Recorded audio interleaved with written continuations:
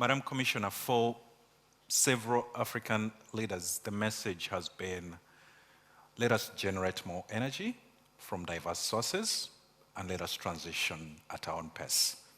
Is this the right kind of message and strategy they should be pushing, knowing that renewables ultimately give cheaper electricity and are not as pollutant? Mm-hmm. Thank you, David. Allow me at the outset to thank you for inviting me to these talks and to thank the audience for being patient with us and to attending this one-to-one. Well, the message you just mentioned was not by some African leaders, it was by all African leaders. The position of Africa, and let me maybe explain this and dispel some of the misperceptions. You all know that we have been preached to prescribed solutions, given instructions sometimes throughout our history.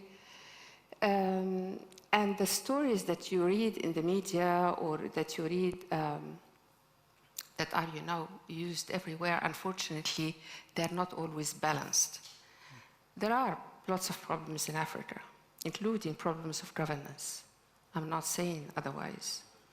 But we cannot be all that bad. It cannot be that every and each single story about Africa is a negative one. And I'll give you an example. The share of renewable energy in Africa's energy mix is 40%.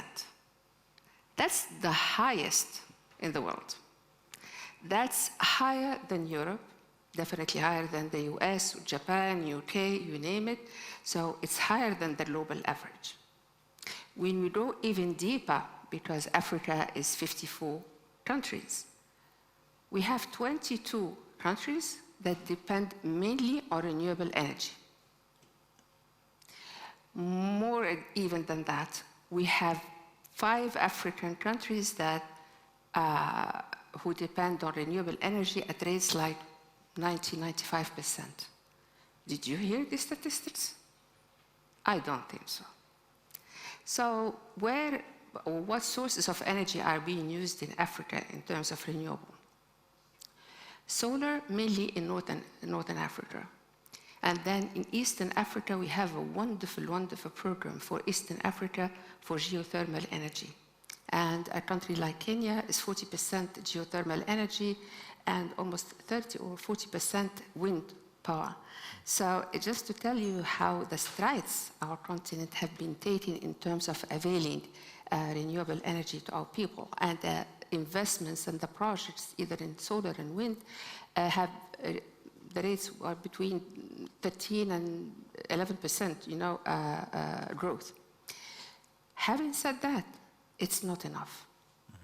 It's not enough because we are 1.4 billion persons growing all the time. It's the fastest growing continent, and which means the needs are growing and also the fastest urbanizing. And urbanization means many more pressures, when it comes to energy for so many other things that we do. As we speak, there is between 590 to 600 million Africans who do not have access to a light bulb. Mm-hmm. There are 900 million Africans, meaning close to 1 billion, who depend on charcoal and firewood, cutting the forest, mm-hmm. or kerosene in order to eat, in terms of cooking, causing not only all the damages for the environment, but to their health, and causing deaths. Sometimes the estimates are 300,000 Africans die every year because of unhealthy and unclean sources of energy for cooking. This is far outweighs, of course, COVID, car crashes, what have you. Is the world seeing this as we are seeing it? I don't think so. So it's our also mission to make sure that Africa goes forward fast. We need to double triple, even quadruple efforts in order to avail energy and clean routine electricity and clean routine to our people. Excuse me. Now that energy security is topping everybody's agenda. Even since COVID, by the way, when the supply chains were interrupted. If you're not an exporting country, what are you doing? It's just a standstill. So we are very much aware of the urgency. We are very much aware of the importance in terms of for people's lives, and we are very much aware for the climate purposes. Again, Africa is the continent or the region that is hardest hit by climate hazards, costing between 50 to 80 billion dollars every year in terms of losses, not to mention the human losses. This is not something that, or climate hazards for us, it's not a research we read or a treaty that was signed. It's everyday's life. It's the food that you do not have on the table. It's the cattle that died, or your house that was, washed away, or the people, tens of millions of people in Africa who have been displaced because of droughts, and even causing conflict. So we are very conscious of all of this, and we want to ensure that our people have not only the best life possible and look after their welfare, but that our continent and our countries grow, be competitive, industrialize, have value addition within the countries. And all of this requires, massive sources of energy. So our common position, which was adopted by the African Union, is that we are going to use the available resources that we are having. Our aim, all of us, is net zero. As I said, we are more almost than anybody else conscious of the importance to act very quickly on climate. That said, we may have a differentiated path and a different time frame.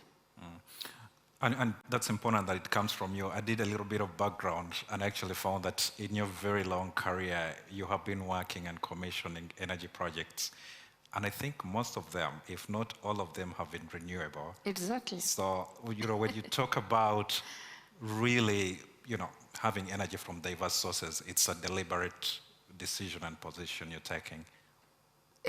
The Commission state, or our heads of states have taken. I mean, in recent years, Africa has been, there has been more and more discoveries of natural gas, particularly being the cleanest of fuel. And natural gas provides also hope to remedy or to address the issue of clean cooking. Sorry, and why not revenues as well? Remember, our countries, especially over the last 3-4 years, due to the succession of crises, I mean, the revenues for our countries have suffered a lot and pressures on our public budgets. So compensation of some of the economic hardship that we are seeing, that we have been witnessing, could come, yes, from natural gas. What the message the African Union is giving to, thank you, to our leaders is that to balance the use of natural gas. It's tempting to export everything that you have, but we don't want to fall into the curse. You export everything, the prices fall, and you are even worse than where you started from. So make sure that you expand,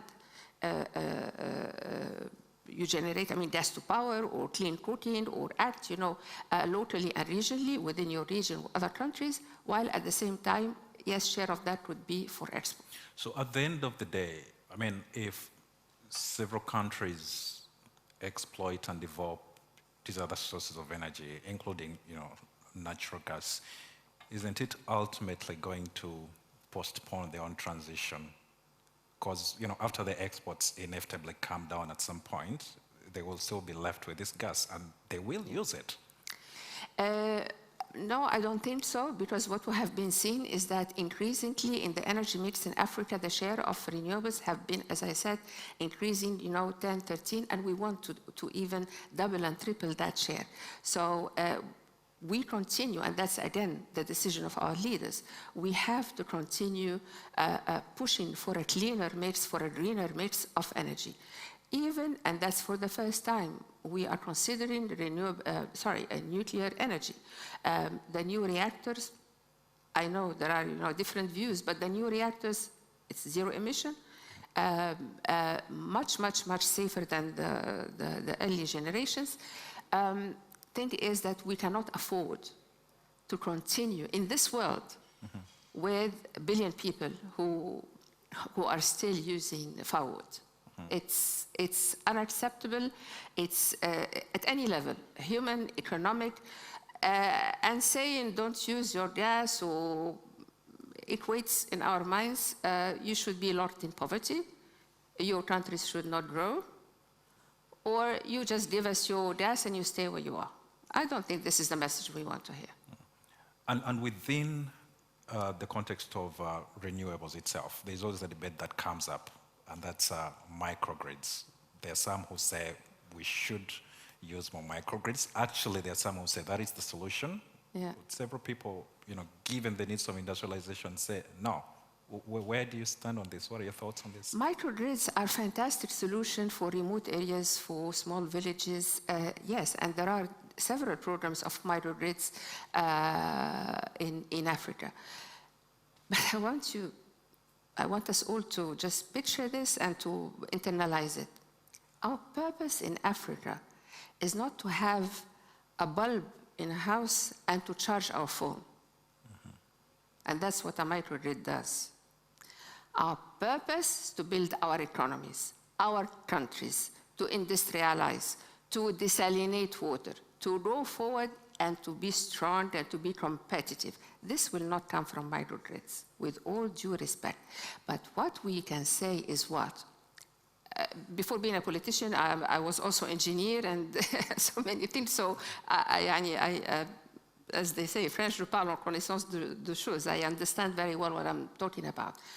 You need several solutions. There is no one solution fit all. You have to keep improving. A remote village is not the same thing as an industrial zone. It's not the same thing as a station for desalination, for instance.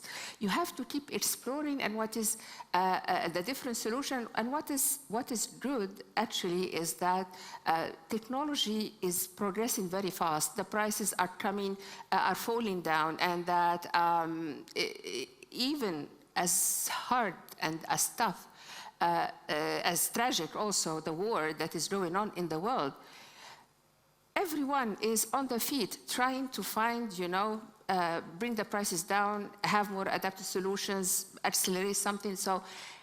And the beautiful thing is that we are not missing out. In Africa, there are 6 countries now that are producing or about to produce green hydrogen, including the country where we are. We have Danish ships of Maersk being powered by Egyptian green hydrogen. Did you know about that? I don't think so. We have also airplanes. We have 4 African countries that started the production of SAF, which is the sustainable aviation fuel. And actually, Africa is poised to be a big, big opportunity hub for SAF, for the sustainable aviation fuels, and we are in talks with several multinationals in that direction. So we are really trying our best and running as fast as we can. There are constraints, of course, I'm not saying otherwise, but when you think of all the challenges that we are going through, we have been going through particularly over the last 3 years, and Africa is still standing on its feet as we speak, kudos, we are doing great. And all these things cost money. I mean, you're seated at a vantage position where you talk to, the leaders, the presidents, the companies. Historically, when you look at the amount of money that goes into renewables globally, very little comes to Africa. Last year, it was less than 1% of deals globally. No, it's not less than 1%. Give me a percentage of green bonds, for instance. Maybe we ask the audience. What was, in your view, the share of Africa from green bonds globally? From the 600 billion something. What was the share of Africa? It's very little, but overall... 0.26. 0.26. 0.26. Not even 1. not even 1%. So the question is, what can be done to ensure that this money actually comes? Because on the other hand, if the world is saying, France is saying, please put more money in renewables, rather increase generation in renewables, but there's not enough resources that are channeled into There are Africa two in that things sense. that What are can be done to reverse that? There are two things that are constraining the continent. The amount of finance needed, which is huge, but also the risk perception, and I mean perception. Why I'm saying risk perception, and we have an expert here sitting in front of me, because when you are, your country or the sector is valued as high risk, means that the cost of money is very expensive. And I give you another analogy. We had Greece, Portugal. The debt to GDP ratios were 200% or more, 100% or more. Ghana is 80% something. The credit rating agencies rated Ghana much lower, several notches below Greece and Portugal, which means what? Translated into what? Ghana borrows at 9%. And more. And more. Yeah. You're from Ghana. I'm African. Okay. And countries like Greece or Portugal, yes, they borrow at 1 or 2%. It's as if we are engineering risk for the continent. That cannot be. That cannot be. So there are fundamental elements that need to be looked at. The availability of fund and also this issue of risk perception. And what I always say to investors, please come to our continents. Maybe it's a different market for you. It's definitely, probably, I mean, a different market for you. Get to know it. Get to know the ins and outs and the keys. And supported by data, Africa is the second less riskiest region. That said, we want to be practical. This COP is about actions. Yesterday, and maybe you can check, you can Google it up. Yesterday, together with the African Development Bank, the African Union, African Development Bank, and Africa 50, our private investment institution, we launched the African Green Infrastructure Initiative. And we are joined by a large number of investors, institutional investors. And we want to accelerate the implementation of green infrastructure in Africa, which are still not very high. So we want to make sure that this is scaled up. And associating and working with the private sector, the international and the African. I'm saying this, and if you go, that's at the regional level. I'm talking about the whole of Africa. But if you go into each and every country, you will find maybe other mechanisms also to associate the private sector, knowing that the funds that are required for development, which in our case also means climate, are huge. But we want to, the gap in infrastructure that we have right now, which is about $170 billion a year.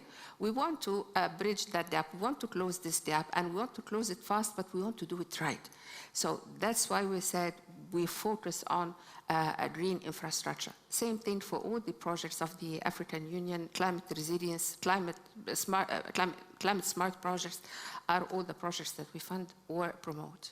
Okay, time is running out, but I'll squeeze in two quick questions. And you mentioned COP where we're at. What are your expectations from this COP27? What is the one thing that you really want to come out of it? You heard the young people who are here? Exactly the same message. Action, action, action. Action, action, action. Action, action, action. We don't want promises. We don't want any more flowery talks. We don't want initiatives that do not deliver and then we wait 10, 15, 20 years that never come. We don't want repackaging of some existing, funding, and then suddenly it's being greenwashed and called climate friendly. No. We have to be serious about that. And we have to understand that Africa emissions are 3%, again, the lowest in the world. And when we use all the gas that we have, it will be 4%.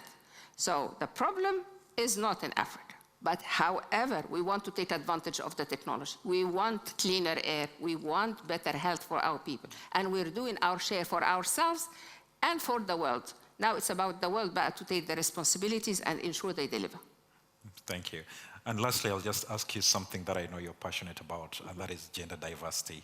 How are we doing when it comes to women participation in the energy industry? And what can we do to ensure more gender diversity and inclusion in the energy supply chain in Africa? Okay, that's a wonderful question, but it's not just about energy in infrastructure in general, and it's actually not only in Africa, it's worldwide. I mean, the statistics show that women represent 21% in the energy sector. And very often, they're not actually, a fraction of those, like 4%, they are in managerial roles or supervisory roles, meaning that all of the other ones are not at that level. We all want to change that. We created the African Network for Women in Infrastructure. We keep advocating, and in the projects that we are promoting, we want to make sure that women are including throughout the value chain, upstream as in downstream, in the design of the project, but also in upstream. My team and I, we never say microfinance for women. We don't want microfinance for women. We want the big finance for women. We want women with big enterprises and contractors in infrastructure.